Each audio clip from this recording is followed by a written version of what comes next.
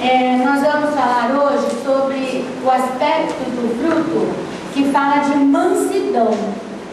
Então, na verdade, nós estamos agora faltando mansidão e domínio próprio, né? Está faltando para a gente estudar e nas nossas vidas, provavelmente. Mansidão e domínio próprio. Bom, então o que é a mansidão? Mansidão, a definição mais ou menos é você não reagir, não revidar, não retalhar quando sofremos algum dano. Isso é uma definição normal do que é a mansidão.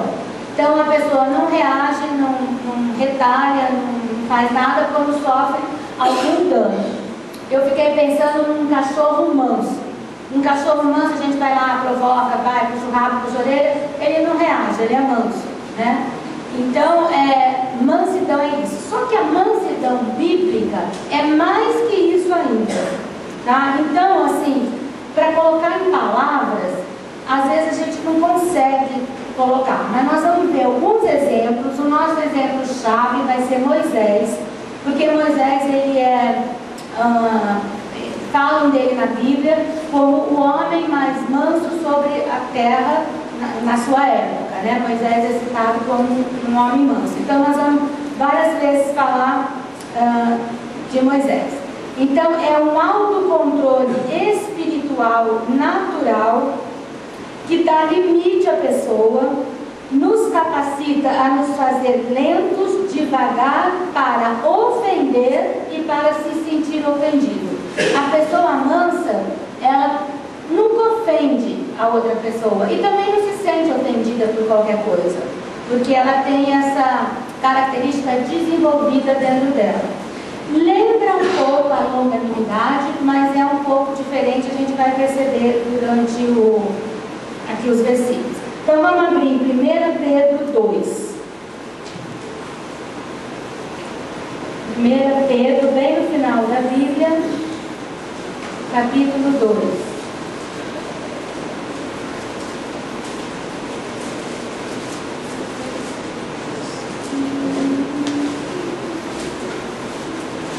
Verso 19.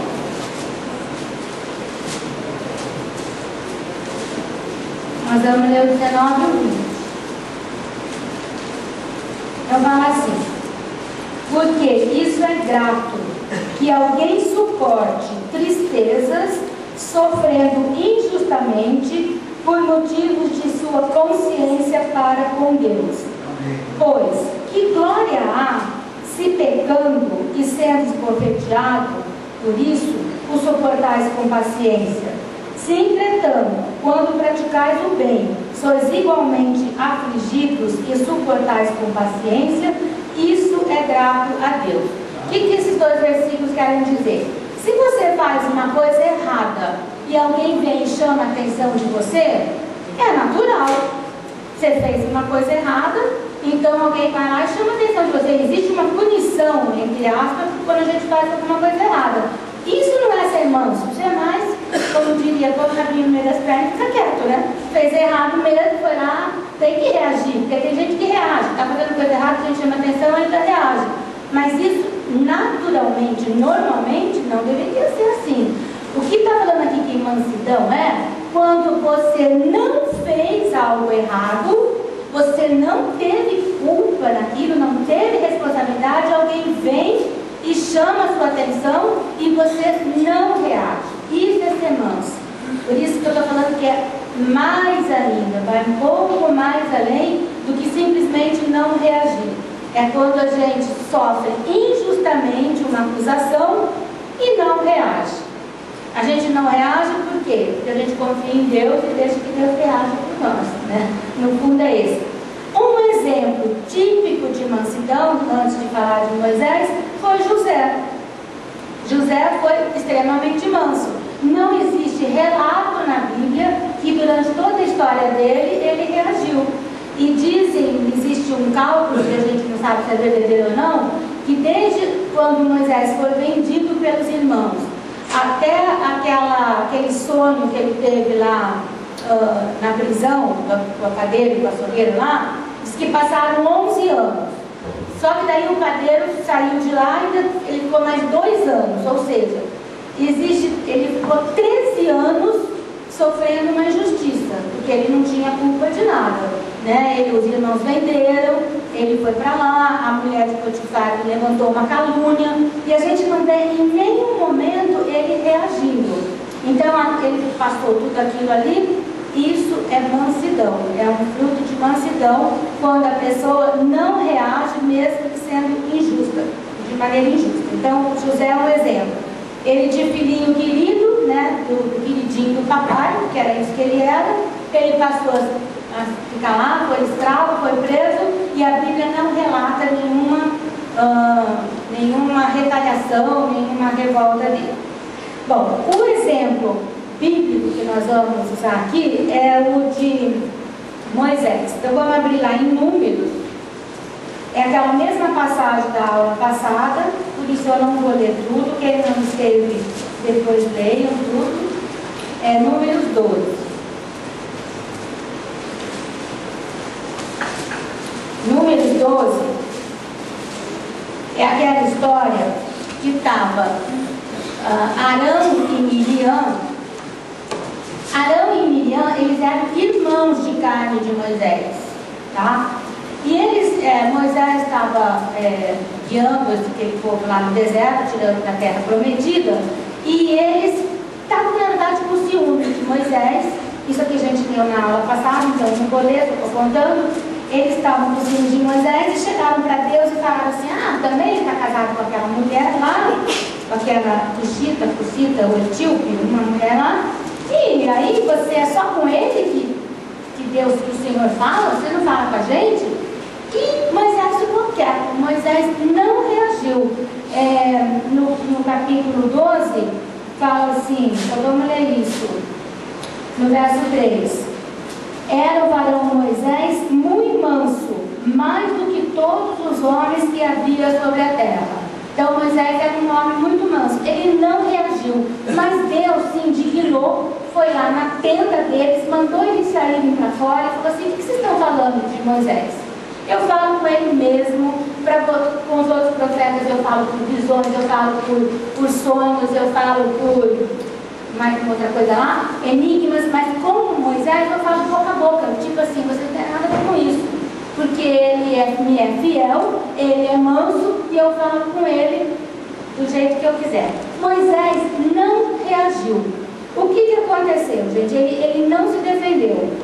Isso é fruto de mansidão, porque ele estava sendo julgado ali injustamente e ele não reagiu. Quando ele não vingou, ele não fez nada. Quando nós não fazemos nada, Deus faz. Porque o negócio é o seguinte, gente: nós temos, a Bíblia inteira ensina o que a gente tem que fazer em todas as situações. Nós temos a nossa parte para fazer, não é que nós não temos, nós temos a nossa parte. Então nós temos que fazer a nossa parte. Por exemplo, Deus manda perdoar, tem que perdoar. Deus manda orar pelo inimigo, tem que orar pelo inimigo. Essa é a nossa parte. Aí Deus faz a parte dele. Então Moisés ali não fez nada, era essa a parte dele, ele ficou quieto e Deus fez. Quando a gente faz a nossa parte e a parte de Deus, Deus fala assim: bom, você já fez a minha parte, então não vou fazer nada, deixa aí. E as coisas ficam. Então a gente tem que aprender o que eu tenho que fazer nessa exata situação. O que a Bíblia manda eu fazer? Ela não pergunta o que você quer fazer, nem o que eu quero fazer. O que a Bíblia manda? É isso que a gente tem que fazer. Amém? Amém. Moisés não falou nada, deixou a mão de Deus, vamos dizer, livre. E o que ele fez? Chegou lá, falou isso para todo mundo, e a Miriam ficou leprosa. Aí, o que aconteceu? Arão ficou desesperado, a outra toda leprosa, e Moisés ali quieto. Aí, quando chega no verso... no verso 9, fala assim: a ira do Senhor contra ele se acendeu e retirou-se. A nuvem afastou-se sobre a tenda, e eis que Miriam achou-se leprosa, branca como neve. E olhou Arão para Miriam, e eis que estava leprosa. Então Arão disse a Moisés: Ai, meu Senhor, não ponhas de rogo sobre nós este pecado, pois loucamente procedemos e pecamos. Ora, não seja ela como um aborto que, saindo do ventre da sua mãe, tenha metade de sua carne já consumida. Moisés clamou ao Senhor, dizendo: Ó Deus, rogo-te que a cures. Então, o que Moisés fez? Intercedeu por ela.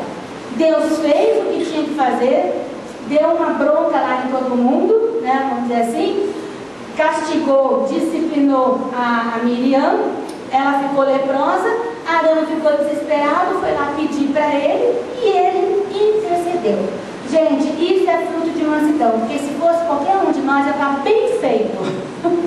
Quem mandou você ficar fuxicando, fazendo intriga de mim? Quem mandou você levantar um falso testemunho de mim? Eu sou um líder, eu fui escolhido por Deus, eu estou tirando por baixo um cálculo 4 milhões de judeus do Egito, de israelitas do Egito, não está fácil aqui a minha situação, e também uma chatinha aí me incomodar fazendo fofoquinha para Deus.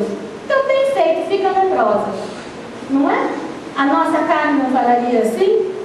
E Moisés intercedeu pela Miriam, e depois, continuando lendo o texto, a gente vê que ela vai ser curada. Então, ele não se vingou, ele não fez a parte que era de Deus. O que Romanos diz? Dá lugar à ira de Deus, a ele pertence a vingança, né? Então, isso que eu quero que vocês entendam, gente. Como que eu tenho que fazer determinadas situações? Ainda mais esse grupo aqui que tem muita palavra. Temos que fazer só a nossa parte. O resto Deus faz. Nós não podemos fazer a parte de Deus. Nós não podemos ir lá e vingar de quem nos maltratou, injuriou, de alguém que foi injusto conosco. Nós temos que confiar em Deus e fazer a nossa parte. A nossa parte é pedir para Deus ter misericórdia pela vida, porque se é uma pessoa que está mentindo, inventando calúnia, está guiada pelo capeta, não é? Nós não podemos nos deixar ficar ofendidos por isso.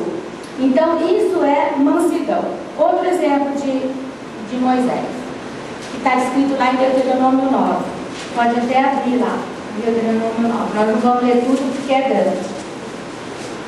Mas o que aconteceu lá? Nós vamos ler algumas coisas. Aqui está escrevendo que Moisés foi lá encontrar com Deus, foi lá falar com Deus. Ele ficou 40 dias sem comer, 40 dias e 40 noites sem comer. Ele ficou lá jejuando para ouvir a presença de Deus, para receber de Deus todas as orientações do que queria fazer com aquele povo ali de Israel. Ele ficou lá 40 dias. Dá uma olhada lá, capítulo 9, verso 13. Nós vamos ler alguns versículos só. Daí, ele ficou lá e o que aconteceu? O povo lá de baixo, que ele deixou lá embaixo, o que o povo fez? Bezerro de ouro. O povo começou a cometer uma prostituição espiritual e também física, porque logo eles tinham lá os ensinos do Egito, e logo ali virou, como diz o outro, uma esbórnia, né? Uma tragédia. Deus viu e falou para Moisés, e no verso 13 fala assim: falou-me ali do Senhor, dizendo: atentei para este povo, e eis que é um povo de dura cerviz. Estou lendo 13. Deixa-me que os destrua e apague o seu nome de debaixo dos céus, e faça de ti, de Moisés, a nação mais forte e mais numerosa do que esta. Então, o que Deus estava falando? Aquele povo ali é um povo de dura serviço, é um povo que só murmura, porque aqui já ele já estava ali pronto para entrar na terra prometida. É um povo que só murmura, é um povo que só te perturba. Sabe o que eu vou fazer, Moisés? Eu vou acabar com esse povo, e a gente E Moisés aceitou isso? Não. Moisés não aceitou isso. Ele intercedeu de novo pelo povo. Eu vou falando assim, que é meio pulado aqui, mas em outras palavras, Moisés falou assim, vou falar com as minhas palavras, não é bem isso, que nem ele poderia falar isso, nem poderia isso acontecer, mas ele disse assim: se esse povo não salvar, eu também não vou me salvar. Eu prefiro eu não me salvar e esse povo se salvar. Gente, e era um povo que só atormentava ele. Aí vamos continuar lendo. Verso 14. Não, verso 15. Então me virei e desci do monte, Moisés falando, e o monte ardia em fogo. As 2 tábuas da aliança estavam em ambas as minhas mãos. Olhei e eis que haveis pecado contra o Senhor vosso Deus. Tinheis feito para vós outro bezerro fundido, sendo vos desviaste do caminho que o Senhor vos ordenara. Então peguei as 2 tábuas e as apojei das minhas mãos e as quebrei ante os vossos olhos. Prostrado estive perante o Senhor como dantes. Bom, antes vamos falar aqui. Você fala assim, bom, ele era manso, mas ele quebrou as tábuas. Isso aqui a gente pode falar o seguinte, isso aqui é uma indignação santa. É como Jesus lá no templo, que pegou e quebrou, chutou todo aquele povo lá que estava vendendo, que não era para vender. Isso é uma indignação com o pecado. Mas o que Moisés fez? Em seguida, subiu e ficou lá mais 40 dias em jejum. Isso que Deus tinha falado para ele: destrua todo aquele povo, vamos acabar com aquilo e eu começo uma nova nação de você. Então ele podia falar: ah é? Vocês estão aí adorando o bezerro de ouro? Então tá, Senhor, pode destruir, começa aqui de mim. Não, gente, ele voltou, subiu e ficou mais 40 dias de jejum. Olha ali o verso 18.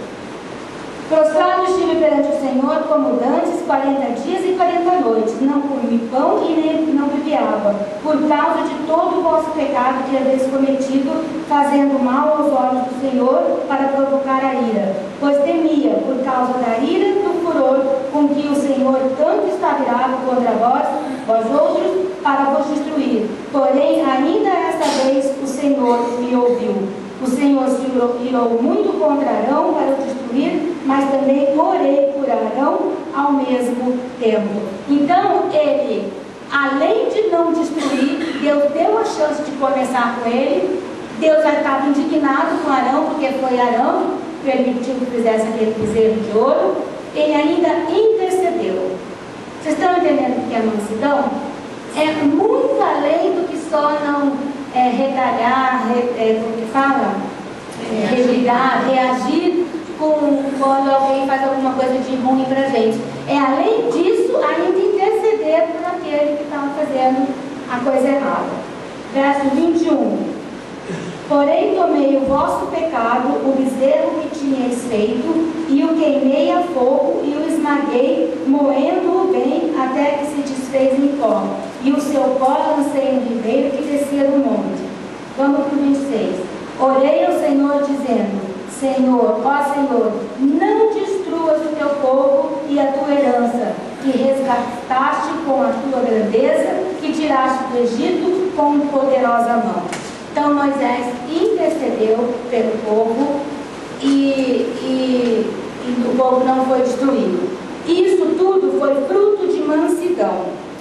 Com certeza, dizem os teólogos, que Deus estava, na verdade, testando Moisés, para ver se ele estava mesmo com esse coração manso, se ele estava mesmo pronto para ser um líder. Porque, senão, ele ia destruir tudo isso. Eu não sei, dizem os teólogos isso. Bom, vocês entenderam que a mansidão é bem mais além do que a gente pensa, né? Não reagir, não reagir com que quando a gente é ofendido já é uma coisa difícil. Para não reagir quando a gente é ofendido e a gente não tem culpa daquilo, não tem razão, é muito pior. E além disso, ainda interceder, gente, sabe por que é impossível? Porque é mesmo. Porque isso não é nosso, isso é fruto do Espírito. Então é isso que nós temos que cultivar, porque o fruto do Espírito está aqui dentro de nós, uma forma de uma sementinha. Quando a gente vai desenvolvendo isso, vai sendo possível.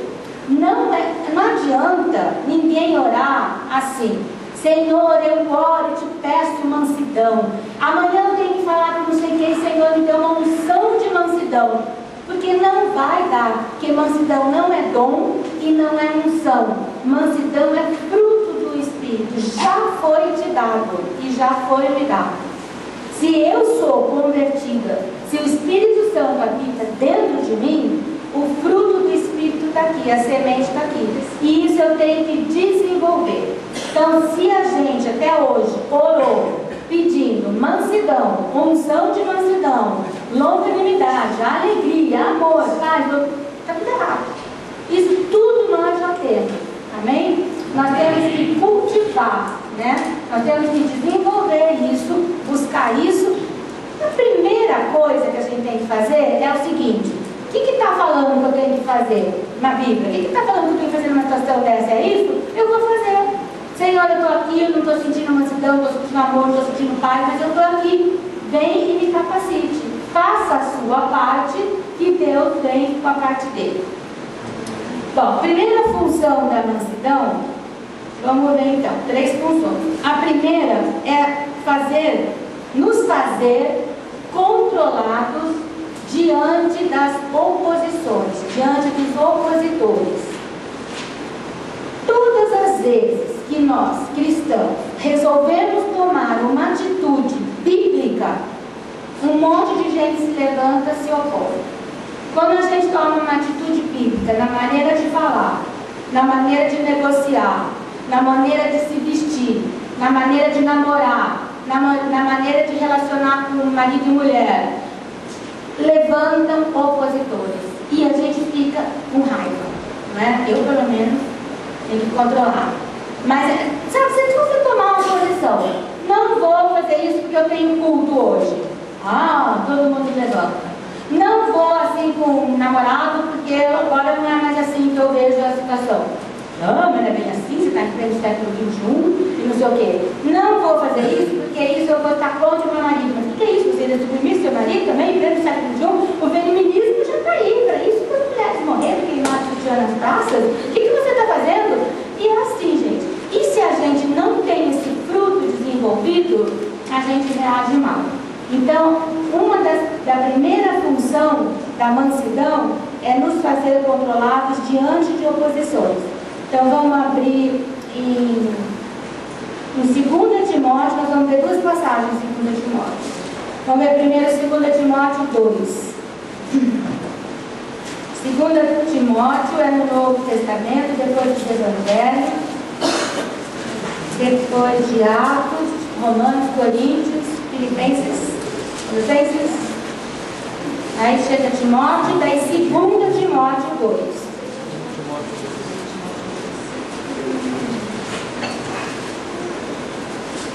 Segunda Timóteo 2, pronto?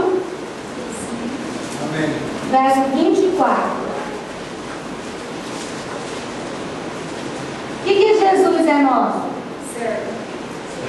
Senhor. Jesus é nosso Senhor e Salvador, né? Ele sendo nosso Senhor, o que nós somos dele?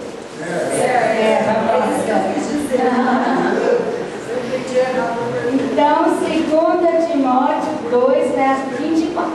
Ora, é necessário que o servo do Senhor, ou seja, todos nós, é necessário que vocês e eu não viva a contender, e sim deve ser brando, ou seja, manso, para com todos, apto para ensinar, paciente, disciplinando com mansidão os que concordam com você.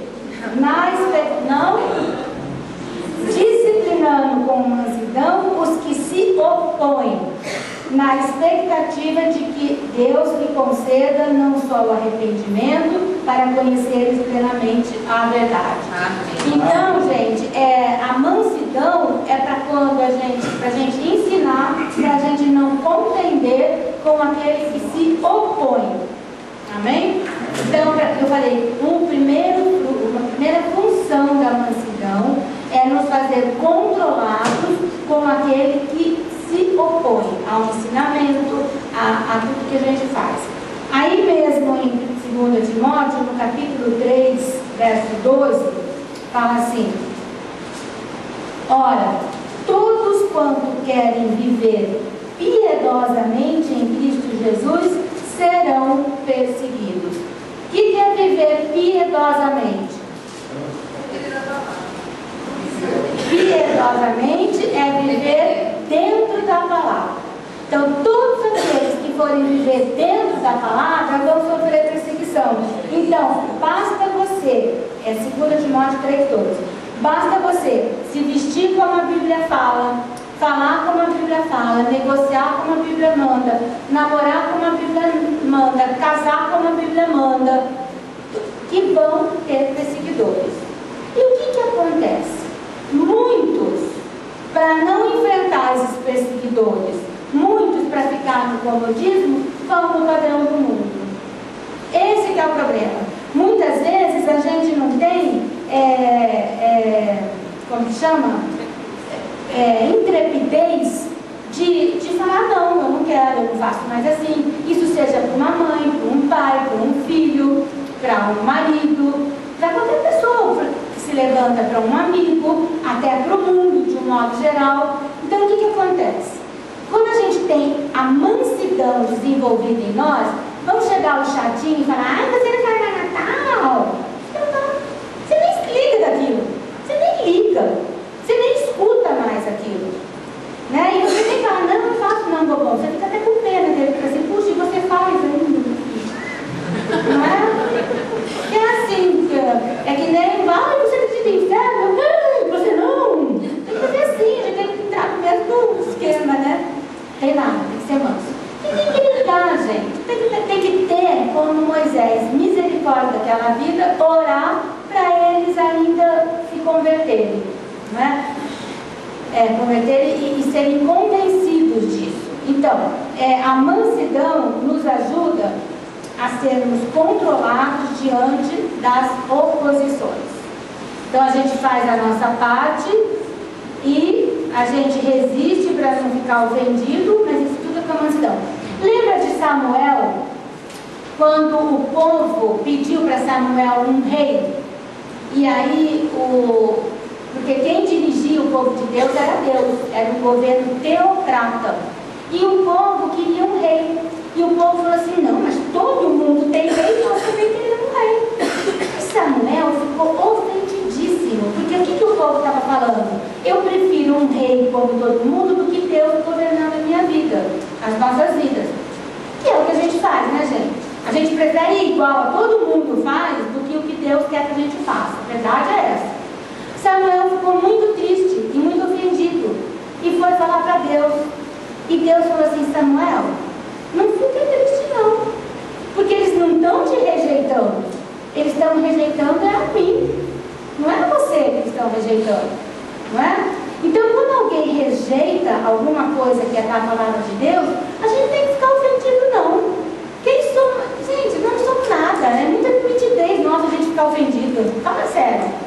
Quem somos nós? O diabo não está nem aí. O que o diabo quer é que a gente não pregue a palavra, porque ele treme com a palavra.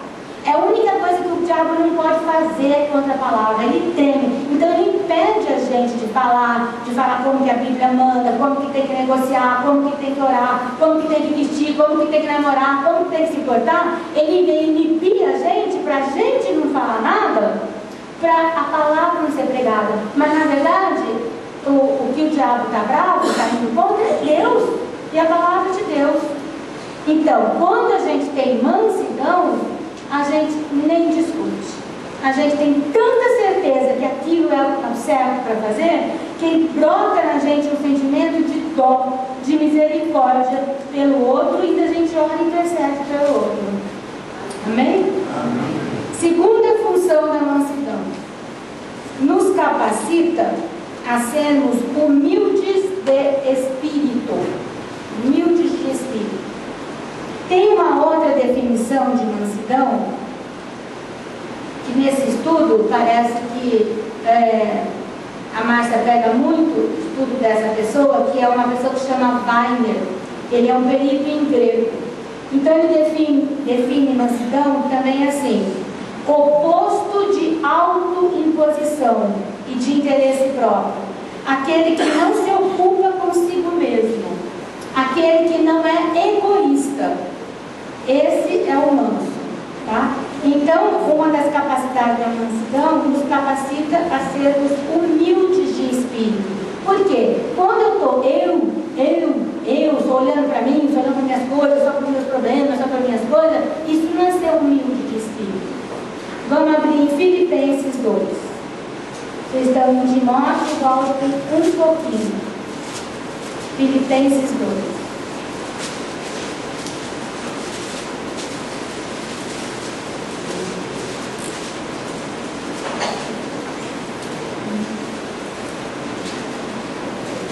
Filipenses 2, verso 3.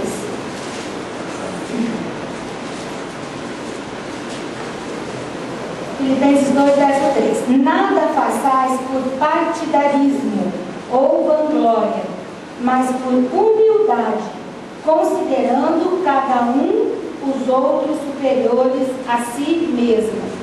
Não tenha cada um em vista o que é propriamente seu, senão também cada qual o que é dos outros.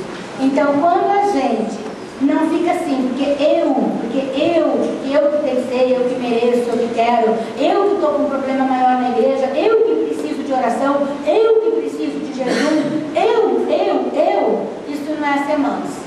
Manso é quando a gente deixa de olhar para o próprio umbigo, cai a barreira do egoísmo e você começa a orar e interceder pelo outro, se empatizar com o problema do outro.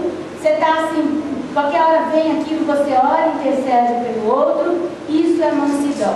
E eu vou mostrar um exemplo de mansidão de Moisés em Números. Vamos lá para Números de novo. Gente, muitas vezes a gente vê que uma pessoa está mal, a gente não se dispõe a jejuar por aquela pessoa, a gente não se dispõe a orar por aquela pessoa. Quanto mais deixar o nosso problema de lado e cuidar da outra pessoa. E vamos ver o que Moisés fez. Gente, Moisés era um pouco demais mesmo, né? Mas quando a gente for estudar como que cultiva o item da mansidão, nós vamos entender porque que Moisés ficou assim. Bom, em Números, é Números 20 e 21, que nós não vamos ler tudo, então só vou explicar algumas coisas. O que Números 20 e 21 está relatando? Relatando o seguinte: Moisés tirou o povo lá do Egito e foi andando pelo deserto. E ele tirou o povo do Egito e o povo viu as grandes maravilhas e os grandes sinais que Deus fez, né? Das pragas, da morte do primogênito, das rãs, dos piolhos, e até abriu o Mar Vermelho. Eles viram tudo. E eles foram saindo do Egito, mas eles só murmuravam, eles só reclamavam. Era o tempo inteiro murmurando e reclamando, e murmurando e reclamando.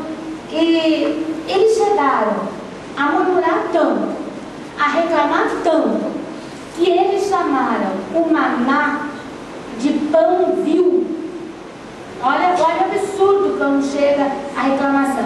Saíram da escravidão para ir para a terra prometida e murmuraram e reclamaram e chamaram o maná de pão vil. Maná tipificava Jesus Cristo, o pão que desceu do céu, o pão que alimenta, o pão verdadeiro. E eles queriam as cebolas do Egito, os alhos do Egito, as carnes do Egito, e uma hora eles queriam água, depois eles queriam mais água. Era um povo muito do chato. E com isso, com certeza, atordoou Moisés. Eu estou contando assim a história toda, do 20 e do 21, depois nós vamos ler algumas coisas. E atordoou Moisés, com certeza. Aí Deus falou para Moisés: Moisés, vou contar a história para a gente ler. Você então fala para a rocha que vai sair água.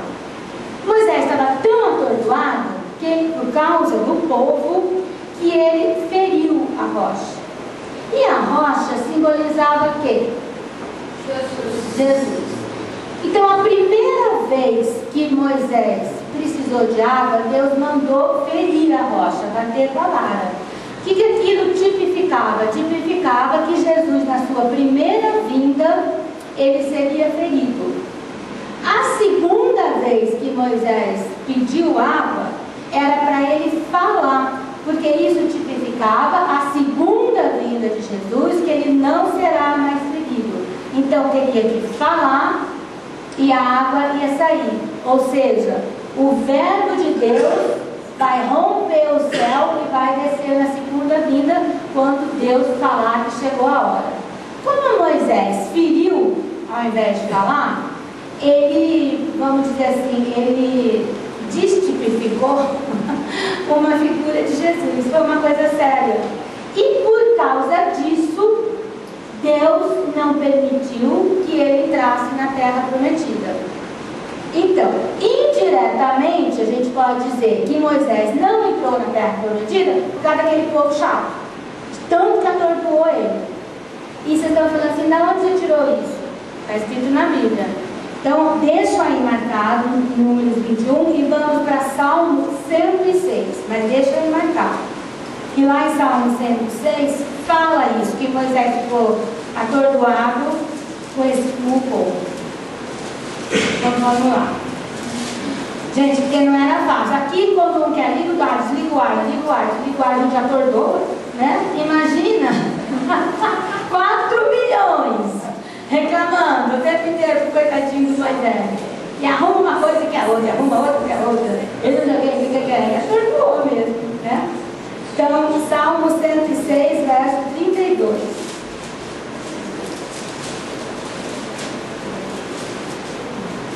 Fala assim, esse salmo 106, ele conta a história de Israel, mas a ingratidão de Israel. E quando chega no verso 32, fala assim: depois o indignaram nas águas de Meribá. As águas de Meribá é esse local que ele estava lá parado.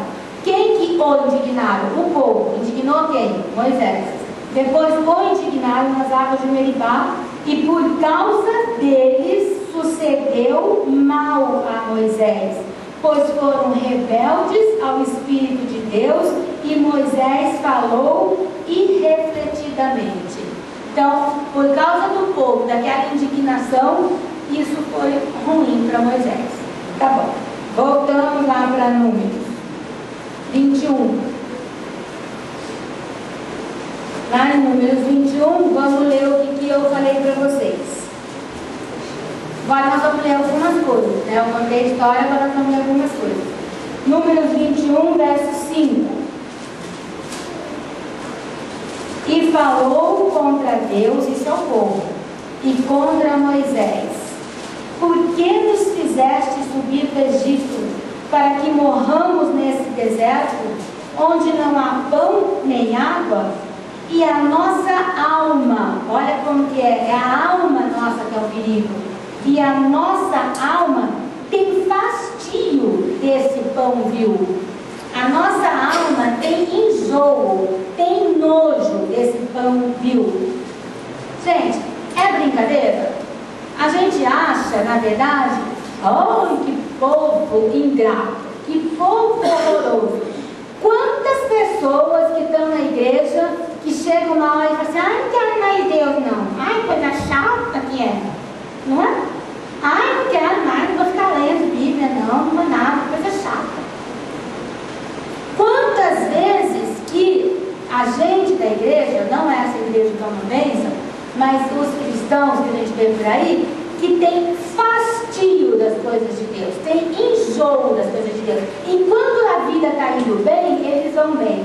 Começou a dar algum probleminha, tem fastio. Muitos não largam de medo de algum castigo, mas não é porque estão ali porque querem não. Eles queriam as cebolas, os alhos, as carnes do Egito, onde os tombos eram escravos, porque o Egito representa o mundo, representa representa da onde a gente saiu. Nós, os cristãos, eles saíram do Egito e foram para a Terra Prometida. Nós saímos do reino das trevas, do mundo, e vamos para Deus. É a mesma analogia no Velho e no Novo Testamento. E quantas vezes vocês já ouviram pessoas falando: quando eu era do mundo, minha vida era melhor? E a gente fala assim: como que eles falam? Quando eu não viu, que pecado, que heresia, que coisa. Milhares de vezes, gente. A gente não pode ser hipócrita com a gente. Quantas vezes a gente olha para trás e fala: era muito melhor no mundo do que aqui? É o que o povo de Israel fala. Era muito melhor no Egito, onde eu era escravo, onde eu não tinha nada, onde eu era um bobão, do que agora que eu estou no reino de Deus. Não é? Então, o que aconteceu? Quando chegou nesse ponto, Deus pegou e mandou serpentes abrasadoras no meio do povo, e as serpentes picavam o povo de Israel e eles morriam. Então vamos ver aqui, no verso 6. No final do verso 5, do capítulo 21 de Números, fala: e a nossa alma tem fastio deste pão vil. Então o Senhor mandou entre o povo serpentes abrasadoras, que mordiam o povo, e morreram muitos do povo de Israel. Só que Moisés já tinha perdido o privilégio, a graça de entrar na Terra Prometida. Ele já tinha, isso já tinha acontecido. Lá no capítulo 20, Deus fala para ele. E aí Deus manda as serpentes. E o que Moisés faz, gente? Ele podia falar: bem feito, eu não vou entrar na Terra Prometida, agora vocês vão tudo morrer com essas cobras aí picando vocês. Vocês são umas cobras, vocês é que são umas pestes, né? Podia falar isso. Não vou entrar na Terra Prometida, estou aqui há 40 anos carregando vocês, aguentando essa chateação de vocês, aguentando todo dia essa murmuração, essa reclamação, vocês não estão contentes com nada. Bem feito. Agora serpente abrasadora e todo mundo vai morrer. Então vamos ver o que Moisés fez. Verso 7. Veio o povo a Moisés e disse: havemos pecado, porque temos falado contra o Senhor e contra ti. Ora, ao Senhor que tire de nós as serpentes. Então, o que está escrito aí? Moisés orou pelo povo. Está vendo? E ele intercedeu de novo. Aí Deus manda fazer uma serpente, aquela serpente de bronze, e todo mundo que olhava para ela ficava curado. Isso é outro assunto. Isso, gente, é fruto de mansidão. Isso é ser humilde de espírito. É só a mansidão que consegue fazer isso. E só a mansidão de Deus. Não adianta você querer ser manso na marra, porque você nunca vai ser. Ninguém é manso na marra. A hora que pisa no calo da gente não gosta, a gente revida. Mas quando a gente desenvolve o fruto da mansidão, que já é possível, que já está dentro de nós podemos fazer isso. Gente, quem que era Moisés? Porque as pessoas falam assim: ai, mas Jesus era Deus. E Moisés? Quem era? Um homem comum. Um homem comum. Ele tinha a mesma natureza adâmica que nós temos. Era um homem comum, não tinha nada de diferente, né? Ainda nem tinha o Espírito Santo dentro dele como nós temos. Eu acho que tinha menos vantagem do que nós. Ele era manso, ele desenvolveu a mansidão na vida dele. Terceira função da mansidão. Essa é muito interessante, eu achei muito interessante. A terceira é nos tornar ensináveis. Quando nós não somos mansos, ninguém consegue nos ensinar. A mansidão faz com que nós sejamos ensináveis. Ensináveis com a palavra de Deus. Quem não é manso, reage. Quem não é manso, não aceita. Então vamos abrir em Tiago. Tiago 1. Como vocês estão aí de frio, de calor? Amém. Amém? Não é a temperatura de deserto? Hã?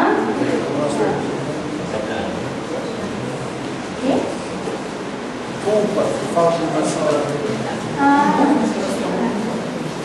Tiago 1. Então, a primeira função nos faz controlados diante das pessoas que se opõem. Diante daquelas pessoas que ficam, vai achar a porta da gente, está falando que não vai fazer isso aqui. A segunda nos faz humilde de espírito.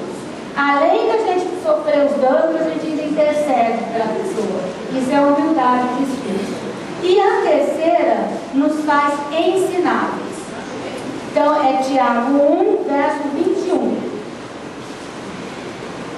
Portanto, despojando-vos de toda impureza e acúmulo de maldade, acolhei com mansidão a palavra em vós implantada, a qual é poderosa para salvar as vossas almas.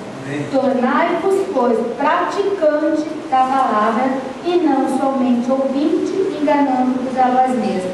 Então aqui está falando, acolhei com mansidão o quê? A palavra. Mas que palavra? Implantada. A palavra que já está em nós.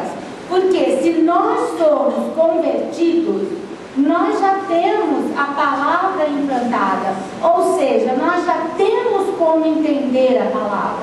Gente, quem não é convertido não consegue entender a palavra.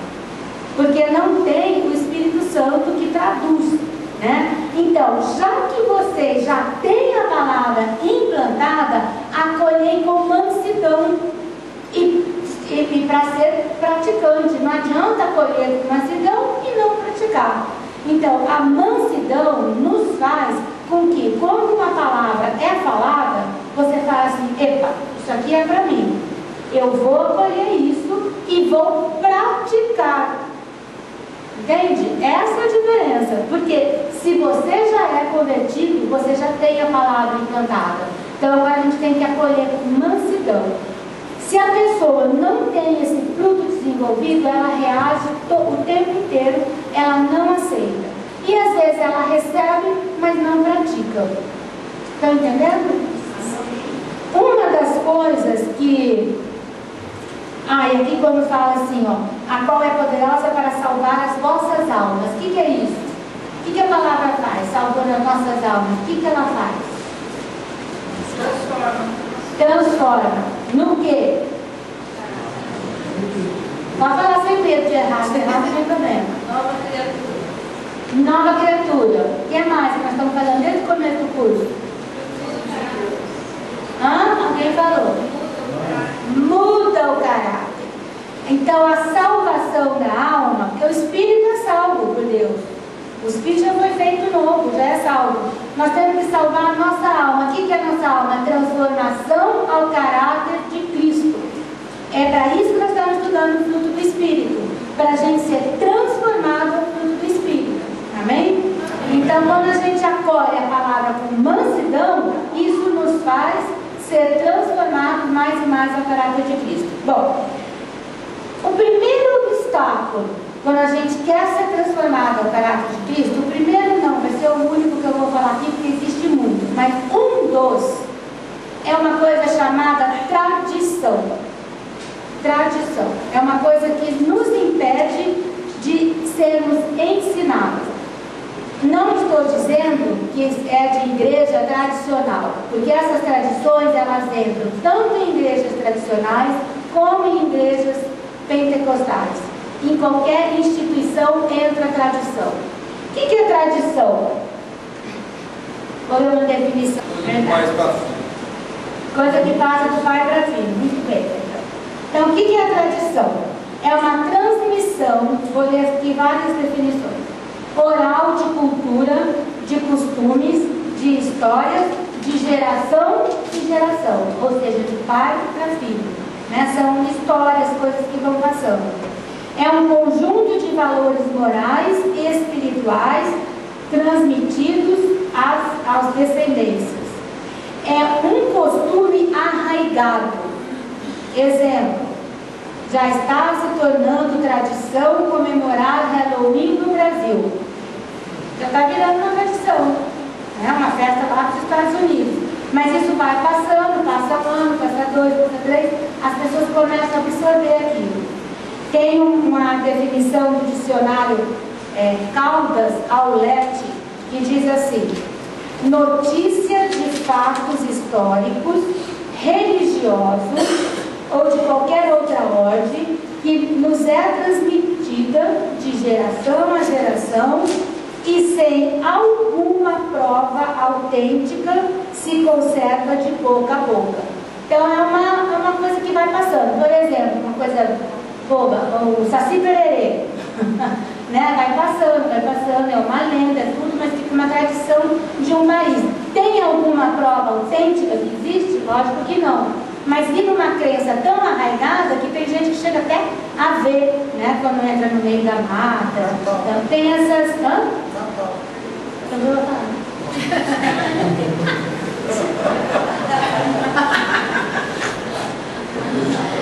Bom, então são usos e costumes passados dentro de sistemas, mas que não tem nenhuma base bíblica, falando pra gente. Não tem nenhuma base bíblica.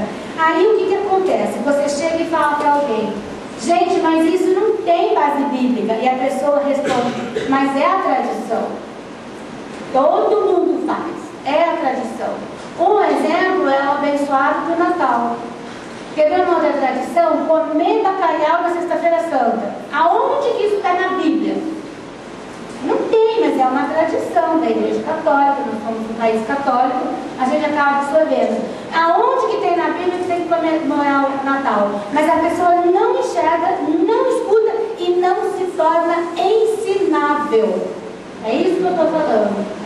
Quando a pessoa, quando ela tem essa tradição muito arraigada, ela não se torna ensinável. Ela fica com aquilo na cabeça, mas é tradição, mas é minha mãe, minha avó, minha tataravó fazia, eu tenho que fazer. E acha até que é pecado não fazer, gente. É ridículo isso, né? Então, todas as tradições impedem que nós nos tornemos ensináveis. Você quer ver como fala? Vamos abrir Marcos 7. Gente, Jesus abominava a tradição. Ele odiava a tradição. Então, vamos abrir em Marcos 7. Nós vamos ver a tradição, daí a gente faz um intervalo de 10 minutos. A gente vai entrar no como cultivar a mansidão. Marcos 7, verso 7.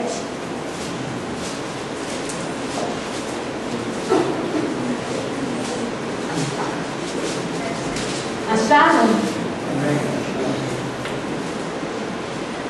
Em vão, Jesus que está falando, em vão me adoram, ensinando doutrinas que são preceitos de homens, ou seja, não tem base bíblica, são ideias de homens. Negligenciando o mandamento de Deus, guardais a tradição dos homens. E disse-lhe ainda: jeitosamente rejeitais o preceito de Deus para guardardes a vossa própria tradição. Vocês pensam que o jeitinho nasceu no Brasil? O jeitinho brasileiro? Nasceu lá em Israel. Jeitosamente dão um jeito de encaixar. Eu vou falar mais de Natal porque é o mais comum que a gente vem falando. Você fala do abençoado do Natal. As pessoas respondem assim: ah, mas é o nascimento de Jesus, estão dando um jeitinho. Você fala: não acredito na Bíblia quando Jesus nasceu. Ah, mas já que a gente tem que comemorar, então vamos comemorar dia 25, porque todo mundo comemora. Então, que mal tem? Começa a dar o jeitinho, começa a dar um jeito de enfiar a tradição no mandamento. Quando Deus fala: não é para comemorar nada, vocês comemoram a minha morte, fazer isso em memória de mim, o pão e o vinho, não é o nascimento. Ele nem disse o dia do nascimento. Deus odeia idolatria. Deus odeia idolatria com data. Ele odeia. Quando a gente está fazendo Natal, nós estamos idolatrando. Mas a gente gosta porque é tradição. Então, nós não nos tornamos ensináveis por causa da tradição. E só um espírito manso fala assim: ah, não tem mesmo na Bíblia? Gente, então por que eu vou comemorar? É uma mentira, não vamos comemorar. Pronto, acabou, tchau, vira, tchau, da moçada. Quando alguém vem falar, aquilo que a gente acabou de ver, vão se opor, todo mundo vai se opor, mas daí você tem a mansidão, você nem reage. É assim que a gente tem que fazer. E a tradição, gente, impede isso. Aqui Jesus está falando, ao invés de guardar o mandamento, guarda a tradição. Gente, Jesus curou uma mão, não uma mão, frutas, uma mão mirrada, a mão era seca. Jesus chegou e curou a mão. Na cara dos fariseus, dos israelitas, a mão ficou inteira. No sábado. O que eles falaram? Mas está curando no sábado? Gente, olha que ridículo. Eles não olharam para Jesus, eles não viram o milagre, mas eles viram a tradição. Ficaram presos nessa bobagem. Jesus curou um cego, a mesma coisa, mas quem que pecou? E a gente tem que ter cuidado, porque a gente faz isso também. A gente fica falando deles, mas a gente faz isso também. Quando a gente conserva a tradição, a gente fica ressecado, a gente fica frio, é uma coisa morta. A gente não vê a obra de Deus, a gente nem escuta a palavra de Deus, a gente não se transforma, a gente fica grudado na tradição. Uma das maneiras não, é impressionante quando alguém dá um conceito errado de uma coisa bíblica. É impressionante como a pessoa grava rapidinho e começa a praticar. É a coisa mais impressionante. Quando você dá um conceito verdadeiro, olha, gente, tem gente que já fez panorama comigo várias vezes. Eu não estou criticando, mas é para a gente tomar cuidado. De repente as pessoas vêm e me perguntam uma coisa tão básica, mas tão básica, que eu falo, gente, não entendeu, não gravou. Agora, se dá um conceito errado, a pessoa pega aquilo e começa a praticar. Você quer ver uma coisa? Coisa mais difícil de enfiar na cabeça do povo. Páscoa é morte do Cordeiro e não renascimento. A gente fala em Páscoa, renascimento. A gente comemora o renascimento do Senhor. Gente, que o mundo faça isso, que até tem um símbolo de ovo, que é renascimento, tudo bem, mas a gente dessa igreja, que é super instruído nisso, porque tem igreja que não instrui nada mesmo. Aliás, eu tenho igreja evangélica fazendo patinha de coelho. Que é assim que entram as tradições, não é?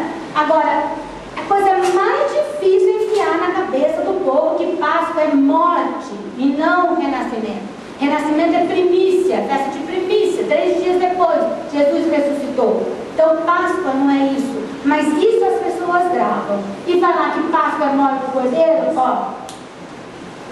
Aí a gente tem que ir para a palavra, a gente tem que... Nós aqui, estamos aprendendo o conceito certo. Estamos aprendendo o conceito certo. Se eu chegar e falar assim, Nery, como que conserva o fruto da paz? Para que serve o fruto da paz? Juraci, como que se faz com alegria? E a fidelidade? Como que a gente conserva? Como que a gente cultiva, melhor dizendo? Qual que é a função da fidelidade? Eu duvido que todos vocês sabem. Um ou outro sei que está guardado. Sem olhar na apostila, né? Porque olhando, tudo bem. Estou mentindo? É assim, gente. É assim. Agora, se eu falar que uma pataquada, vocês guardam, e guardam bem guardado, e eu vou começar praticando, eu vou passar por ela, não, que falou. Então, nós temos que prestar muita atenção nisso. Nós não podemos colocar... nós temos que ser pessoas ensinadas. Amém? Vamos fazer o intervalo, eu vou mostrar depois um exemplo ao contrário disso. Na mansidão, nós vimos, só um pouquinho, nós vimos que uma das funções da mansidão é que a gente seja controlado diante das pessoas que nos opõem, né, diante dos opositores. Capacita a gente a ter humildade de espírito. e nos torna ensináveis. Quando nós não somos mansos, a gente reage a tudo. E vimos que um grande obstáculo é a tradição, né? Quando a gente firma o pé na tradição e acha que a tradição tem mais valor do que a palavra de Deus, nós não nos tornamos ensináveis. E como que tudo isso é quebrado? Não tem mistério. É com a leitura da palavra. Né? A palavra que nos vai limpando, vai purificando, nós vamos vendo onde está a verdade, e é isso que nós estamos fazendo aqui, nesse curso, nesse estudo do fruto do Espírito. Nós estamos examinando a palavra. E eu disse que um conceito errado a gente capta, grava e pratica.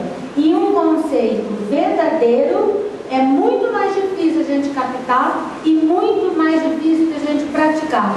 E eu perguntei: fulano, como que se cultiva o fruto da paz? Ciclano, para que serve o fruto da alegria? Outro, para que é a fidelidade? A gente não sabe. Uma outra coisa a gente sabe, gravou. Mas a gente tem que observar e ficar atento com isso para não sermos roubados. A gente, como que fala? Conhece o que é certo e o que é errado, sabendo a palavra. Senão, o que falarem para a gente vai cair, a gente vai aceitar. E também, muitas pessoas se opõem e resistem às revelações de Deus. Também tem isso. Quando nós nos tornamos assim, duros nisso, de não aceitar as revelações de Deus, nós também continuamos presos à tradição. Um exemplo que aqui ninguém tem, isso também foi mais no início do século, talvez do século passado, por exemplo, os tradicionais não aceitam oração em língua. Isso por uma tradição. Mas a gente sabe que isso é verdadeiro, que isso existe, que é bíblico, mas também a gente não pode aceitar qualquer coisa, qualquer oração, qualquer vento de doutrina. Nós temos que ficar firmes em tudo. Amém? Eu ia mostrar um exemplo ao contrário, mas acho que dá para a gente pular isso. Então, nós precisamos de mansidão, desenvolver, mas a mansidão não é um dom, nenhuma unção. É um fruto e que a gente pode desenvolver e cultivar. Bom, então nós vamos ver como que a gente cultiva a mansidão. Primeira coisa, que é uma arma poderosa para a gente cultivar a mansidão: jejum. Jejum é uma arma poderosa para a gente conservar a mansidão. O jejum, nós vamos ver aqui algumas descrições, ele aflige a alma. Ele torna a alma humilde, não no sentido de humilde como menosprezo, como opressão. Não, ele coloca a alma no lugar que tem que ficar. O que eu quero dizer com isso? Nós somos feitos espírito, alma e corpo. No nosso espírito habita o Espírito Santo. Então, quem manda na nossa vida deveria ser o Espírito Santo. O Espírito Santo, ele dá ordem para a alma e a alma dá ordem para o corpo. É mais ou menos não, é essa cadeia de comando. O que a gente vê? O que aconteceu com o pecado? A alma passou a comandar. Então a nossa alma, que é a nossa personalidade, a nossa vontade, é nosso intelecto, ela é que manda no corpo. E o espírito, quando a gente não é convertido, ele nem existe, está morto. Mas é a nossa alma que acaba mandando e decidindo o que a gente tem que fazer ou não. Quando nós fazemos jejum, o Espírito Santo, um jejum dirigido por Deus, um jejum que Deus está orientando, o Espírito Santo, ele vai alimentar o nosso espírito, que vai alimentar a nossa alma, que vai alimentar o nosso corpo. Então a alma, ela não vai fazer a vontade dela, que é comer, ela vai fazer a vontade do Espírito. Então ela vai ser afligida, ela vai ser, entre aspas, humilhada no sentido de tornar humilde. Eu não vou falar sobre jejum, porque não é a nossa aula de falar do jejum, mas os servos do Velho e do Novo Testamento, mansos, eles jejuavam com muita facilidade. Nós vimos que Moisés jejuou 40 dias, aconteceu tudo aquilo, ele subiu e jejuou de novo. E eu vou falar uma coisa muito séria, que é quase um parênteses em tudo isso, mas que eu acho que eu devo falar. Primeira coisa, não é isso que eu ia falar, mas vou falar ainda. Vocês já viram pessoas que quando estão com muita fome ficam bravas? Você nunca viu, né? Não fico mais. Então a mansidão, o jejum nos ensina a ser manso. A gente começa a dominar isso. Eu era assim, calma fera quando estava com fome. Já sou mansa. Até gosto agora de estar com fome. Ai, graças a Deus, estou com fome, vou dormir com fome. Enfim, mas a coisa séria que eu ia falar é o seguinte, gente. O diabo, ele usa muito a comida, como um instrumento poderoso, eficaz, para fazer o povo de Deus tropeçar e sair dos planos de Deus. Ele usa a comida. O diabo sabe manipular a comida. Como que o diabo tentou Eva? Com um fruto, não era maçã, mas era com fruto. Ali descreve, vendo que era boa para comer, ela caiu. Como que Saul perdeu a primogenitura e a herança? Por um prato de lentilha. O que mais o povo de Israel reclamava no deserto? Comida. Né? A comida é a comida que não satisfaz, né? Porque você come, daqui a pouco você está com fome de novo. E a comida que é o maná, que é o pão da vida, essa sim satisfaz. Logicamente que nós temos corpo e que nós precisamos ser alimentados. Não vamos viver de luz, não somos como aquele povo doido. Mas o jejum ajuda a gente a ter mansidão. É uma arma poderosa. Quando isso é sério, gente. Os mesmos espíritos que atuam na área de comida são os espíritos que atuam em prostituição. São os mesmos espíritos. Mesmo espírito que atua em quem é preso em prostituição tem problema com comida. Pessoas que só pensam em comida, cuidado. Comece a orar, comece a pedir revelação para Deus. Naquelas orgias romanas, você pode pegar qualquer livro de história. Aquele povo comia. A hora que não aguentava mais, sabe o que eles faziam? Vomitavam para comer mais. Para que isso? Necessidade de agradar o corpo. Prostituição é necessidade de agradar o corpo. Isso é demônio. Quem não tem esse controle não tem mansidão. E a mansidão é uma arma poderosa, é o jejum. Quem quiser saber um pouco mais de jejum, depois lê em Isaías 58, que fala de jejum. Lá fala que o jejum nos torna reparadores de brechas. Então, quando a gente jejua, a gente tem um espírito, amansa a nossa alma, humilha a nossa alma, vamos dizer assim. E vamos abrir em Salmos 35, que eu não li, eu ler. Isso que nós vamos ler. Coloca a alma no lugar da gente. Então, quem quiser ler um pouquinho mais de jejum, Isaías 58. E vamos abrir em Salmo 35. Não estou falando que todo mundo come muito tem tipo de prostituição, tá, gente? Nem vice-versa. Mas a gente tem que observar isso. Porque espírito de prostituição, muitas pessoas acham que quem tem espírito de prostituição, vou falar bem claro aqui, são pessoas que cada dia estão com um homem ou com uma mulher. Não é só isso, não. Prostituição, esse espírito, ele atua em toda a área sexual. Então, uma pessoa que é assim, tem essa questão de prostituição, que não satisfaz com nada, tem espírito de prostituição. Uma pessoa que tem uma preferência homossexual, tem espírito de prostituição. Uma pessoa que é frígida, uma mulher, tem espírito de prostituição. Um homem que é impotente, tem espírito de prostituição. Um homem normal, normal, com idade, tudo tem espírito de prostituição. Pessoas que têm taras, que têm toda a perversão sexual, têm espírito de prostituição. Então a gente tem que estar atento com isso e normalmente, não estou falando que são todos, mas normalmente são os mesmos demônios que atuam na área de comida, porque os dois satisfazem o corpo. E o jejum é uma maneira de quebrar isso. Também a droga é a mesma potestade.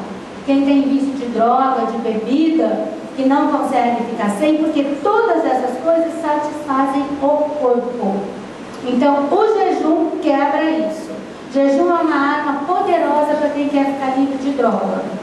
E a gente tem que, se Deus falou com alguma pessoa para jejuar, comece a jejuar. Se não conseguir jejuar 24 horas, não tem problema. Começa como um exercício. Começa a jejuar da hora que levanta, sei lá, se levantar às 6 horas, né? Se levantar às 11 horas, não vai jejuar até meio-dia. Mas enfim, da hora que levanta até meio-dia, depois até as 4 da tarde, vai fazendo um exercício. O jejum certo e bíblico é das 6 da tarde às 6 da tarde do outro dia, sem comer nada sólido, só pode tomar água. Esse é o jejum completo, vamos dizer assim. Mas é uma arma poderosa para libertar de droga, de cigarro, de bebida, de sexo ilícito e até da comida. A pessoa começa a ter autocontrole. Então vamos abrir em Salmo 35. Vai falar, é um versículo que fala sobre o jejum. Salmo 35. Verso 13.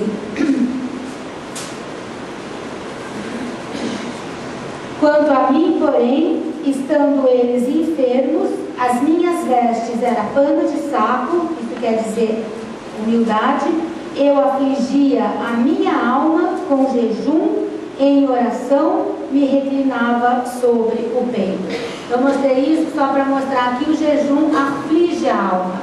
Ele nos traz uma humilhação diante de Deus. Não é a humilhação de ser assim, maltratado, né? Não, é uma humilhação diante de Deus. Nós ficamos no lugar que nós temos que ficar. O Espírito Santo mandando, controlando a nossa alma, o nosso corpo. Quando entrou o pecado, a alma passou para o comando. Hoje é o corpo que manda. O corpo manda na alma. Hoje está uma coisa assim totalmente, completamente invertida mesmo. O diabo chegou nisso. Gente, se vocês prestarem atenção e ligarem a televisão, vocês vão ver que todas as propagandas, muitos dos programas às vezes nem tem nada a ver, estão falando de comida, eles estão falando de prazeres para a carne. É o tempo inteiro isso, é bebida, é comida, o tempo inteiro eles estão mostrando isso. Eles inflamam essa questão. E a verdade é que nós temos que ter domínio. Quem manda, entre aspas, né, quem manda mesmo, na nossa vida é o Espírito Santo de Deus. Não é uma pessoa que tem um problema sério de, sei lá, de colesterol, vê um queijo amarelo gordo, não consegue falar não, é escravo do queijo, não consegue deixar de beber se tem algum problema. Então o jejum liberta. Eu estou falando só de comida, mas todas essas questões, tudo que a gente não consegue falar não, nós somos escravos daquilo. E o jejum é um bom exercício para isso. Amém? Então, com o jejum, nós vamos conseguir a mansidão. Nós vamos olhar lá um prato de comida maravilhoso, nós estamos de jejum, a mansidão vai nos fortalecer. Eu falei que o diabo tentou Eva, tentou Esaú, tentou o povo do deserto e Jesus, depois de 40 dias no deserto. O que o diabo falou? Se essas pedras, se você é Deus mesmo, faz que essas pedras transformem em pão. Falar em pão para quem está com fome, não é falar de um pé de alface, a gente fica até com raiva, né? Mas quando a gente está com fome, vai lá em pão, né? E a Bíblia relata lá em Lucas que o Espírito guiou Jesus para o deserto, e lá ele ficou no deserto, e aí o Espírito tirou Jesus do deserto com poder. Ele entrou guiado pelo Espírito e saiu com o poder do Espírito Santo. Então o jejum nos fortalece. Amém? Primeira coisa é jejum. Segunda coisa, já que eu estou falando de deserto, é aproveitar as nossas experiências no deserto. Quando Deus nos coloca no deserto, não no deserto na Saara, mas no deserto, quando parece que Deus não escuta, quando parece que a gente está sozinho, quando a gente está naquela situação, naquela tribulação, quando a gente aproveita todas essas experiências, nós desenvolvemos a mansidão. Vamos abrir em Atos 7 e em Deuteronômio. Primeiro nós vamos ler Atos, um versículo só. Quero mostrar uma coisa para vocês. Atos, passando os 4 evangelhos, já é o livro de Atos. Atos 7.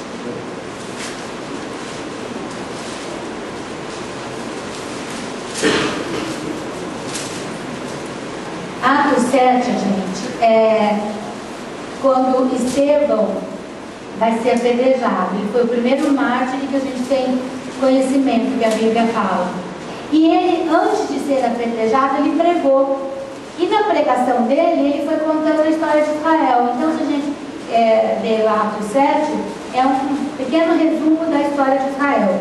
E quando chega no verso 22, Estevão que está falando, ele fala assim: e Moisés foi educado em toda a ciência dos egípcios e era poderoso em palavras e obras. Então Moisés ele foi educado no Egito como quem? Como filho da filha de Faraó. Ele era neto de Faraó. Ele era o parente próximo de Faraó. E o Egito, quem nunca estudou história, pega e vai estudar. O Egito, quando fala assim que ele era instruído em toda a ciência, o Egito, eles eram evoluidíssimos. Eles faziam cirurgia, operação de crânio, que até hoje a ciência não faz. No Egito, eles desenvolveram quando eu fiz História da Arte, eu vi isso. Eles desenvolveram o sistema de irrigação. Foram eles que inventaram. Eles inventaram peruca. Olha, eles inventaram uma coisa que eu não ia dizer sem: maquiagem. Eles ficaram muito adiantados. Até existem algumas teorias sobre isso. Mas enfim, eles eram um pouco. Então, e Moisés sabia tudo. Tanto que Moisés escreveu os 5 primeiros livros porque ele sabia escrever e sabia ler. Naquela época, pouquíssimas pessoas. Para tudo isso, Deus foi preparando ele. Então, Moisés era cultíssimo. Tudo que existia de cultura, ele sabia.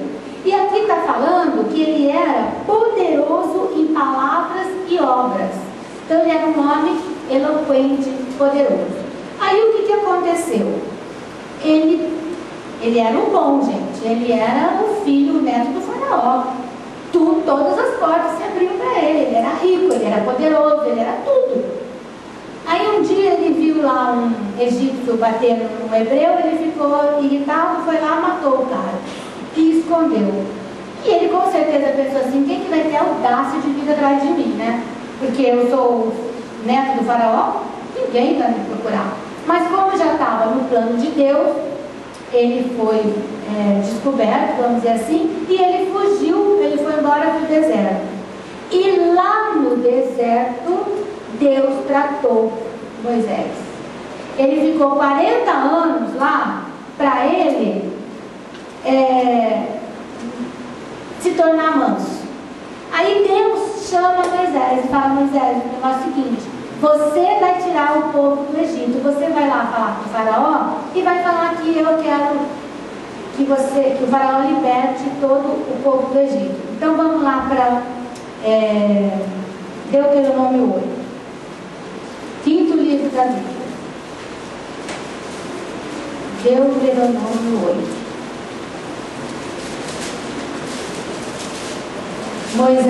Deus falou para Moisés que era para ele ir lá falar com o Faraó, que Deus estava mandando libertar todo aquele povo de Israel que ele ia tirar de lá.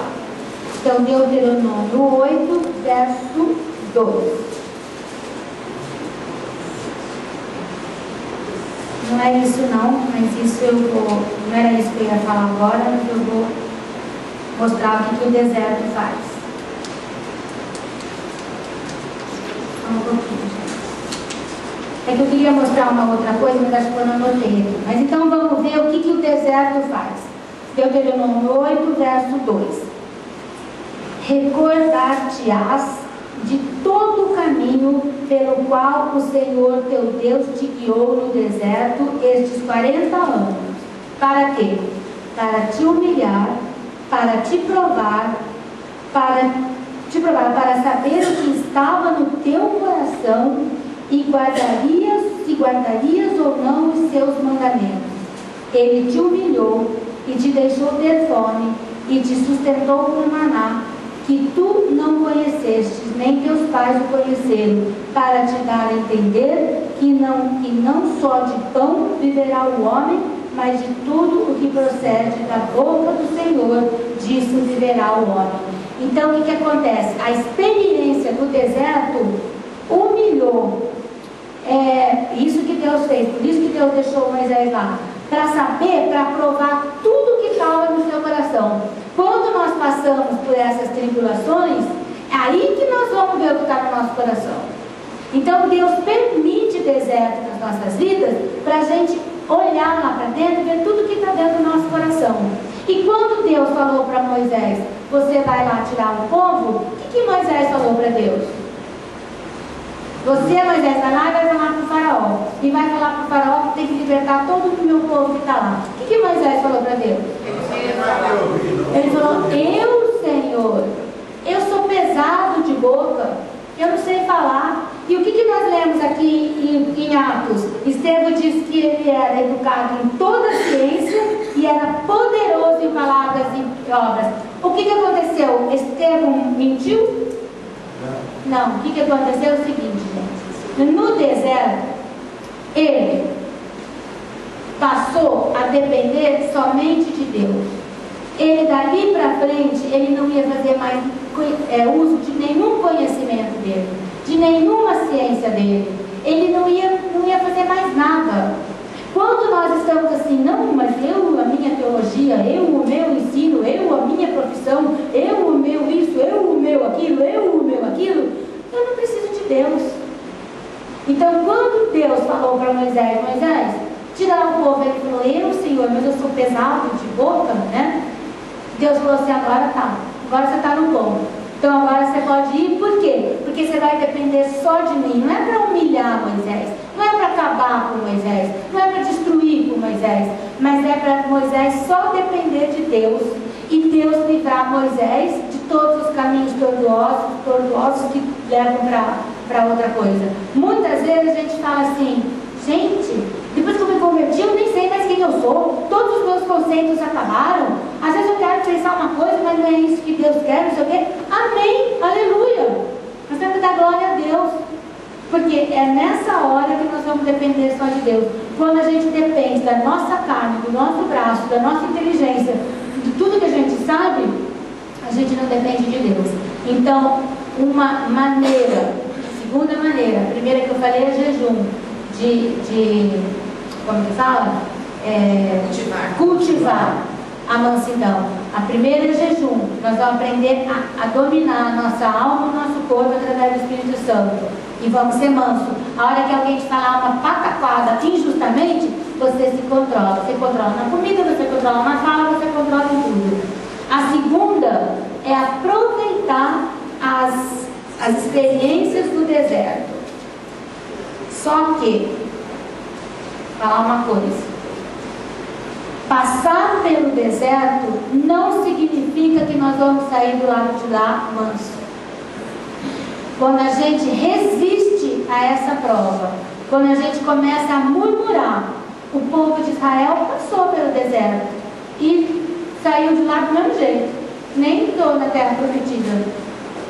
Então nós temos que aproveitar quando nós passamos pelo deserto com murmuração, queixando de Deus, falando, por que comigo? Que injustiça! Como que aconteceu? Eu que sou tão bonzinho, eu que faço tudo certinho. Você murmurou, você perdeu a prova.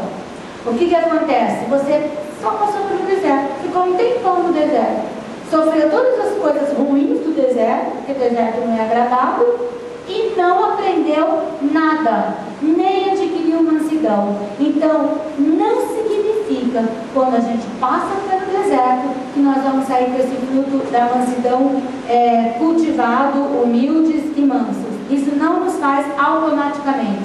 Esse é o perigo, igreja. A gente passar pelo deserto murmurando.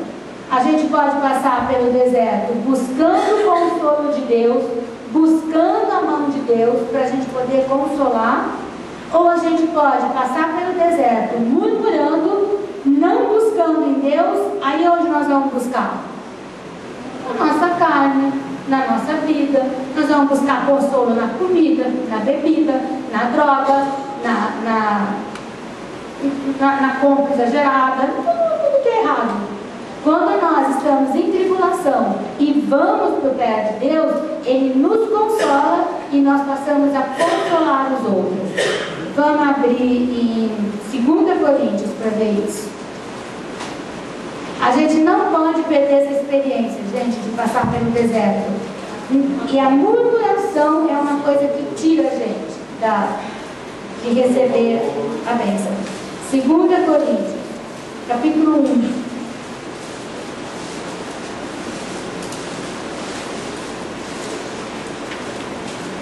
E o mais importante de passar no deserto é que nós vamos ver o que está dentro do nosso coração. Porque às vezes a gente acha que a gente é um santo, que a gente está super bem, que a gente está assim, já tirou nota 10. A hora que passa pelo deserto, que a gente vê, é o que está lá em Deuteronômio 8. Vocês passaram pelo deserto para humilhar e para ver o que estava dentro do teu coração. E para ver que nem só de pão viverá o homem. É isso que Deus está falando. Então, 2 Coríntios, capítulo 1, verso 4. E Ele nos conforta, Ele quem? Deus, nos conforta em toda a nossa tribulação. Para quê? Para podermos consolar aos que estiverem em qualquer angústia, com a consolação que nós mesmos somos contemplados por Deus. Amém? Então, quando nós estamos no deserto, na tribulação, nós buscamos a Deus, Ele nos consola. Para quê? Para que a gente console o outro com o mesmo consolo que nós recebemos de Deus. Então, nós temos que ir para Deus. Isso é aproveitar o deserto. É perceber tudo que tem dentro da gente, tudo que está errado, e colocar diante de Deus e falar: não quero mais isso. Conserte isso da minha vida. Aí sim nós vamos sair do deserto vitoriosos e mansos. Moisés saiu tão manso que por isso que ele fez tudo aquilo, gente. Por isso que o povo reclamava, ele não reagia. Por isso que ele chegou lá, o povo estava idolatrando. Deus falou: vou acabar com esse povo, de você eu faço outra nação. Ele ainda intercedeu por aquele povo. Por isso que a Miriam foi lá fazer fofoquinha dele, falar mal dele. Deus deu castigo para ela com lepra. Ele foi lá e orou por ela, porque ele era manso. Deus consolou ele no deserto, ele começou a consolar os outros. Amém? Amém. Terceira maneira de cultivar a mansidão. A gente tem que lembrar que mansidão é o contrário de auto-interesse, né? Quando a gente só olha pra gente, isso não é ser manso. Quando a gente é o centro da atenção, isso não é ser manso. Então, a terceira maneira de cultivar a mansidão é negando-se a si mesmo. E nós vamos ver 2 exemplos também. Primeiro exemplo, Moisés. Vamos abrir em Hebreus. Hebreus 11. Negando-se a si mesmo. É uma maneira de cultivar a mansidão. Quando a gente quer ficar no centro de tudo, eu tenho direito, tudo eu quero, tudo é para mim, tudo é para mim, tudo é para mim, você não vai ser manso, porque qualquer coisa que não for para você já vai sair da unção. Hebreus 11. Vamos ver o que Moisés negou. O que ele abriu mão. Capítulo 11, verso 24.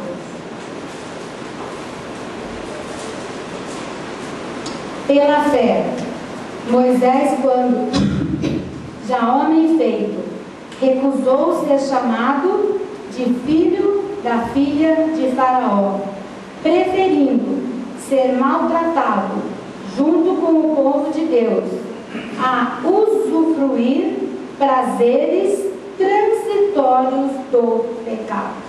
Amém. Então, o que ele preferiu?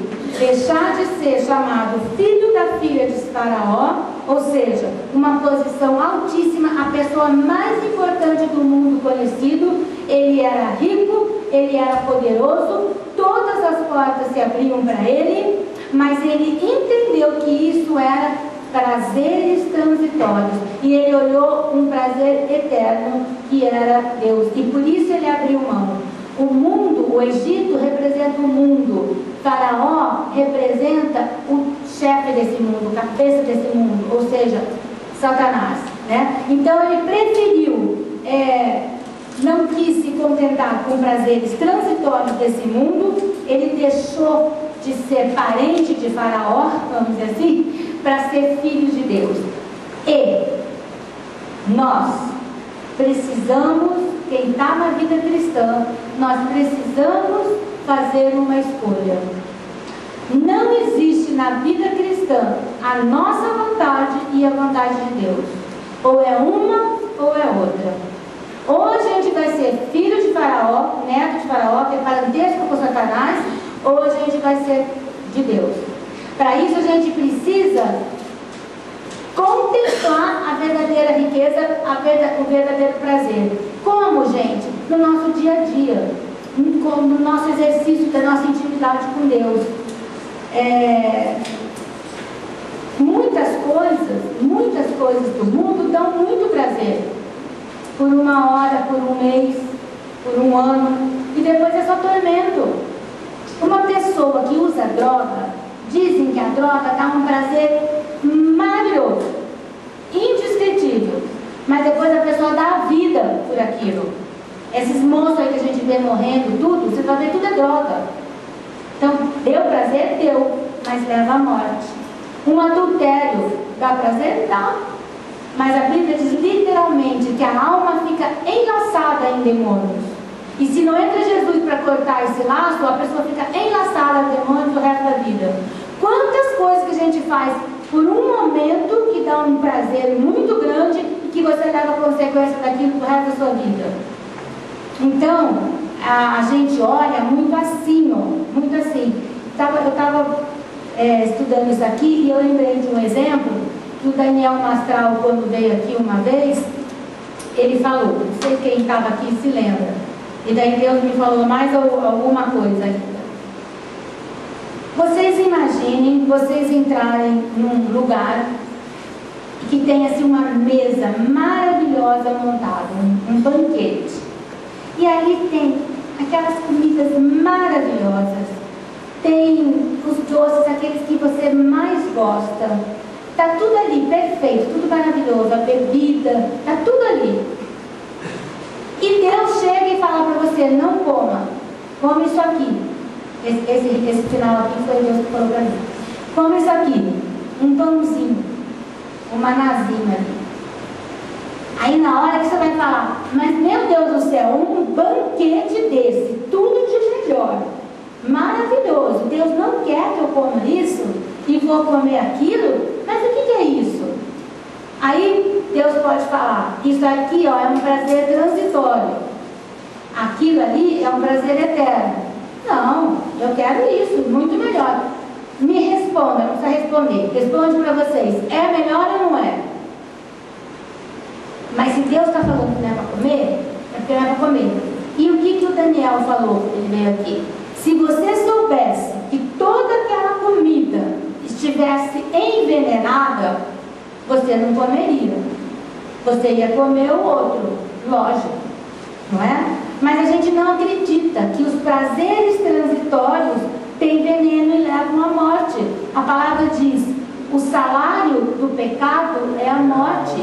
E salário era uma coisa que o trabalhador ganhava dia a dia. E eu estou falando então, tudo que você faz desse mundanismo que Deus não agrada, por dia você recebe uma porção de morte. Mesmo que você esteja tendo prazeres no momento. É por dia que você recebe essa morte. Em compensação, aquele pãozinho sem graça vai te dar vida e vida eterna, você nem vai morrer.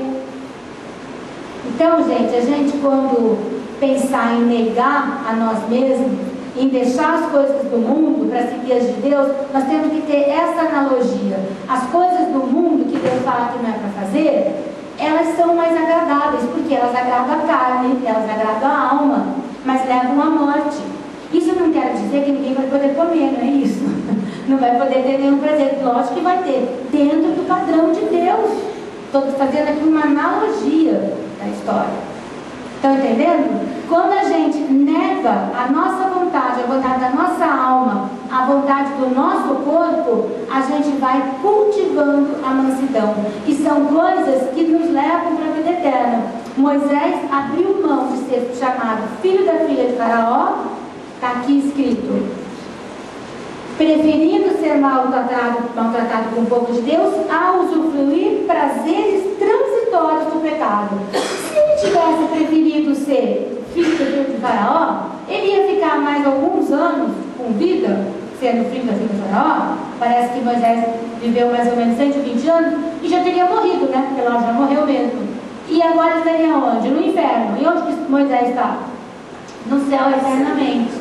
Então, às vezes, por uns anos, por uns momentos, por uma coisa que a gente acha que nunca vai acabar e que passa assim, a gente enlaça a vida da gente pro resto da vida.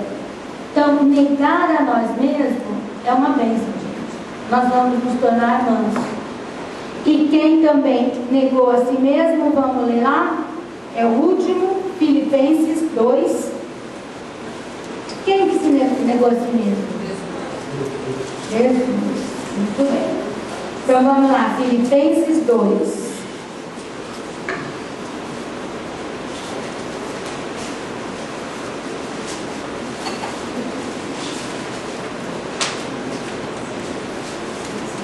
Filipenses 2, verso 5. Ah, eu não coloquei. Filipenses 2, verso 5.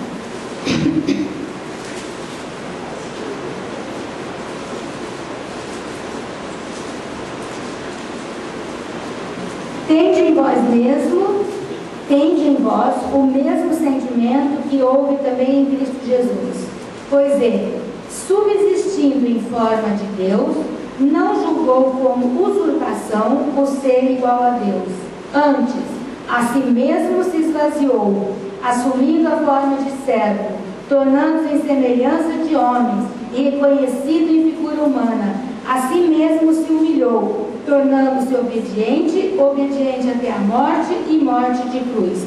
Então, o que isso quer dizer? O que é subsistindo? É existindo em sua substância, em sua essência. Jesus, na essência dele, na substância dele, ele era Deus.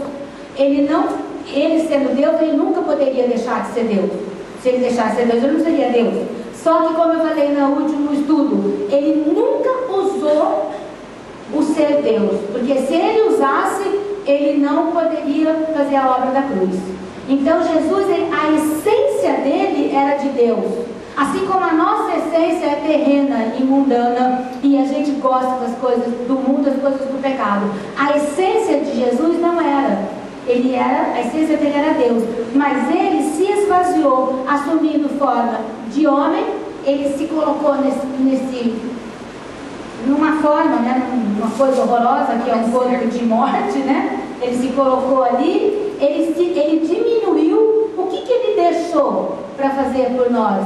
Ele deixou o trono, ele deixou o poder do universo, porque Moisés tinha um poderzinho ali, era grande, mas era ali. Jesus tinha o poder do universo, ele deixou tudo isso, ele deixou o trono dele, ele se fez homem, ficou aqui 33 anos no deserto, porque era um deserto para ele, no meio de feras, isso que representava isso aqui para Jesus, mas ele fez isso, ele abriu mão para nos dar vida. E muitas vezes nós não queremos abrir mão de sermos parentes de Faraó, porque o nosso caminho é o contrário. Né? Jesus, a glória para se identificar com a raça humana para nos dar salvação. Agora nós temos que largar esse mundo podre, essa coisa horrorosa, para ir para a glória, para chegar lá, para ter o trono, para dividir o trono com Jesus, e a gente fica preso em umas coisinhas, gente. Fica preso em comida, fica preso em relacionamento, fica preso em bebida, fica preso em não querer Deus. Olha que ridículo. E não querer perdoar, e não querer fazer isso, não querer fazer aquilo, não querer fazer aquilo. Fica parente de Faraó mesmo. O que a gente vai fazer? Não é? A gente tem que entender isso. E quando a gente abre mão, quando a gente nega a si mesmo, nós nos tornamos mansos. Amém? Quero que vocês abrem João 3. Muitas vezes a gente quer muito poder do Espírito na nossa vida. Nós vamos ver aqui uma coisa. João, Evangelho de João, verso 34. Quando nós abrimos mão da nossa vontade, para a vontade de Deus ser feita na nossa vida, abrimos mão da nossa vontade e a vontade de Deus é feita na nossa vida, o resultado é esse aqui, João 3:34. Pois o enviado de Deus, que é Jesus, mas no caso agora somos nós, os seus discípulos, pois o enviado de Deus fala as palavras dele, porque Deus não dá o Espírito por medida. O que vocês entenderam isso? Deus não dá o Espírito por medida. O que vocês entenderam disso? Ele dá completo. Então quem faz a medida somos nós. Se você está com pouco poder, com pouco Espírito, é você que está fazendo essa medida. Deus não dá por medida, Deus dá o Espírito Santo inteiro.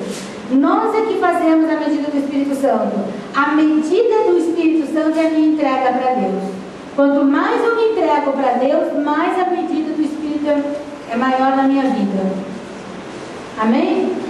Quando a gente ora, Pai nosso que estás nos céus, e a gente fala assim, seja feita a vossa vontade, assim na terra como no céu. Como que a vontade de Deus é feita no céu? Hã? Não entendi. Tá, mas como que é feita a vontade de Deus lá no céu? Como que é feita a vontade de Deus na sua vida? Total? Oh, Tânia? Obedecendo. Aí é feita a vontade. Mas como que a sua vida é feita a vontade de Deus? Total, não é. Não é. Agora, como que é feita a vontade de Deus lá no céu? Lá é total. Lá ninguém resiste à vontade dele. Nós não permitimos que a vontade de Deus seja feita aqui na terra. A gente ora isso como papagaio. Seja feita a sua vontade, assim na terra como no céu. No céu é total, então assim na terra tem que ser como? Total. Mas gente, nós podemos já ter caminhado muito, mas a gente não faz a vontade de Deus total. E para a vontade de Deus ser total aqui na terra é através de quem? De nós. Olha como isso é sério, como diria a Silvia. Isso é muito sério. Quando a gente não faz a vontade de Deus. Sabe quando que a gente não faz a vontade de Deus? Quando a gente não nega a nós mesmos. Quando Deus manda você ir lá na fulana orar com ela e você fala assim, agora eu não posso porque eu tenho que resolver um problema ali no açougue. Agora eu tenho que fazer isso. Você não fez a vontade de Deus aqui na terra. Então a gente tem que pensar isso. Não sei se vocês entenderam. Quando a gente ora, seja feita a sua vontade aqui na terra como no céu, é para ser feita toda a vontade. E quem vai dar essa permissão, essa medida da vontade, somos nós, gente. E é através das nossas vidas, é da igreja, não é da vida do mundo.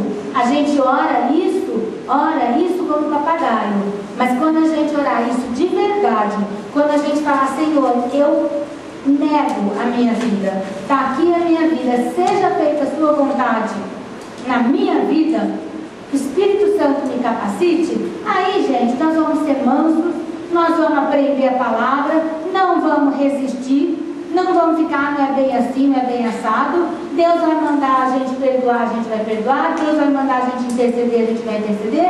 Deus vai mandar a gente ler a Bíblia, a gente vai ler a Bíblia. Deus vai mandar a gente largar os prazeres transitórios, nós vamos largar os prazeres transitórios. Aí vai ser feita a vontade de Deus nas nossas vidas. Para isso é desenvolvendo o fruto da mansidão. Senão a gente reage igual cachorro bravo. Não quero isso não é para mim, isso não é para agora. E a gente vai deixando de fazer a vontade de Deus. Amém? Então, para cultivar o fruto, jejum, aproveitando as experiências do deserto, a gente vai ver quem nós somos verdadeiramente e negando a nós mesmos. Abrindo mão dos nossos quereres, dos nossos prazeres, para fazer a vontade de Deus, que é boa, perfeita e agradável. Os prazeres transitórios nos enlaçam com o demônio, nos levam à morte. O salário do pecado é a morte, e o salário é dia a dia. Cada coisinha que a gente faz, a gente recebe uma porção de morte. Lembre bem do banquete. Às vezes a gente olha, é maravilhoso, mas está envenenado. E a gente come aquilo e morre. Morre espiritualmente e morre até fisicamente, como é o caso de droga e outras porcarias maiores. Amém? Amém. Então vamos orar. Faz um resumo de hoje, resumo dos itens. Mansidão. Mansidão, então, é muito mais do que não reagir quando nós somos provocados. Mansidão é não reagir mesmo nós estando certos, mesmo injustamente. E a gente ainda ora e intercede por aquele que nos injuriou. Isso é mansidão. Função da mansidão nos faz com que nós sejamos controlados diante de pessoas que se opõem. Então, todas as vezes que nós resolvemos viver o que a Bíblia manda, vão levantar pessoas, familiares, que vão fazer chacota, que vão fazer tudo, vão falar mal, mas quando você é manso, você não reage e continua fazendo. Segunda, nos capacita a sermos humildes de espírito, que foi tudo aquilo que aconteceu com Moisés. Por causa ali do povo, ele deixou de entrar na terra prometida, e mesmo assim, quando Deus mandou aquelas serpentes abragadoras, ele ainda intercedeu pelo povo. Ele não olhou o próprio interesse. A vida do povo estava acima do interesse dele. Ser humilde de espírito é não querer tudo para a gente, mas querer para o povo. Terceira função, nos tornar ensináveis. Nós só somos ensináveis com mansidão, senão a gente reage contra a palavra, e um dos obstáculos são as tradições. Tem exemplo da Páscoa, do Natal, do bacalhau, da Páscoa, que quando entra um conceito errado, a gente fixa aquilo. Como eu falei, é a coisa mais difícil perguntar o que é Páscoa, uma pessoa responder a morte do cordeiro, que a tradição nos torna duros para ensinar. Jesus curou a mão do cara, ninguém viu a cura, mas foi falar que era sábado. Isso é tradição impedindo. Como cultivar a mansidão? Jejum. Eu disse que os mesmos demônios que atuam com comida atuam com prostituição. Segundo, aproveitando as experiências no deserto. No deserto a gente vai ver quem nós somos. Nós vamos entrar dentro da gente. Nós podemos reagir bem, buscando o consolo de Deus, ou mal, irritando, ficando revoltado com Deus, buscando saídas da nossa própria força e outras coisas. E terceiro, negando-nos a nós mesmos. Amém? Olhando como Moisés, não fixando nos prazeres transitórios, mas em tudo que a gente vai ter. Queria falar uma coisa.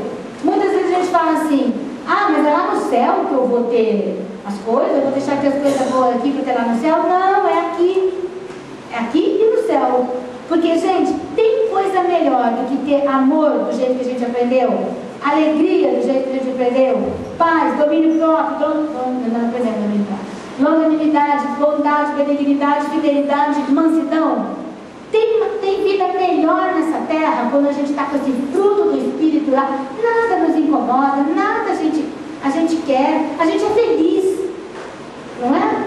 Não é que não vai ter nada. A gente vai ter o necessário, a gente vai ser feliz, a gente vai ajudar as pessoas, Isso é a verdadeira felicidade que não rouba. Então não é lá no céu, não. É aqui e lá no céu. Amém? Pronto?